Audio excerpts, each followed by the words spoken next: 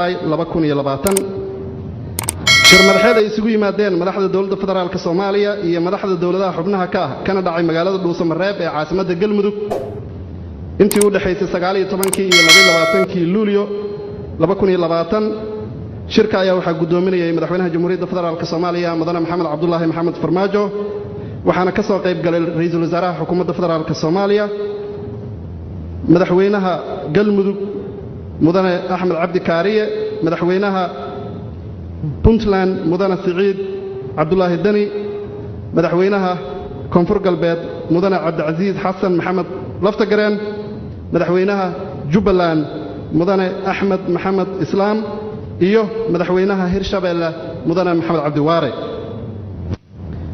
shirka ayaa waxa looga hadlayay xaaladda siyaasadeed amni iyo dhaqaale ee dalka Soomaaliya waxaana si gaar ah diiradda loogu saaray arrimaha doorashooyinka dalka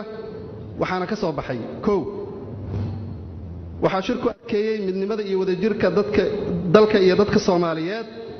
lambar 2 shirku wuxuu isku raacay in la sii dardargeliyo wada shaqaynta dawladda federaalka Soomaaliya iyo dawladaha xubnaha ka ah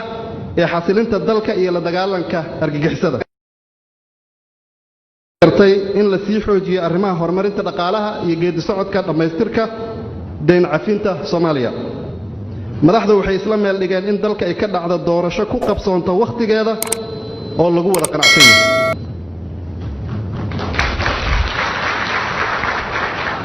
madaxdu waxay ku heshiiyeen in la sameeyo guddi farsamo oo ka kala socda dawladda federaalka Soomaaliya iyo dawladaha xubnaha ka ah guddigaas oo ka soo baaraandegi doona talooyin la xiriira hanaanka iyo habsami u socodka doorashooyinka dalka madaxdu waxay isku raaceen in shirka labaad la isugu yimaado magaalada Dhuusamareeb ee caasimadda Galmudug madaxdu waxay isku raaceen in shirka labaad la isugu yimaado magaalada Dhuusamareeb ee caasimadda Galmudug 15 bisha August 2020 si loo dhameystiro geedi socodka doorashooyinka dalka shirku waxa uu soo dhaweynta diiran iyo martigelinta wanaagsan ay u sameeyeen madaxda iyo wufuudda sidoo kale shirku wuxuu bogaadinayaa dib u heshiisiinta ka hana qaaday Galmudugta cusub taasoo ay ka dhalatay inay martigeliso shirkan wada tashiga ah ee looga tashanayo aayaha Soomaaliya taasi waxay ku timid hogaaminta wanaagsan ee madaxda Galmudug iyo bisaylka ay gaareen shacabkeeda si nabad iyo horumar loogu soo si nabadda iyo horumarka salka loogu dhigo ugu dambeyntii shirku wuxuu u mahad celinayaa beesha caalamka kaalinta muuqata ay ka geysanayaan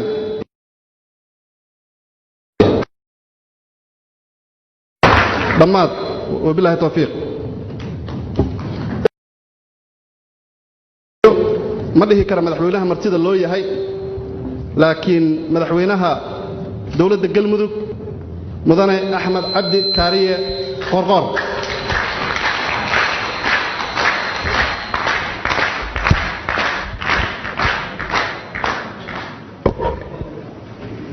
بسم الله الرحمن الرحيم مدحوينها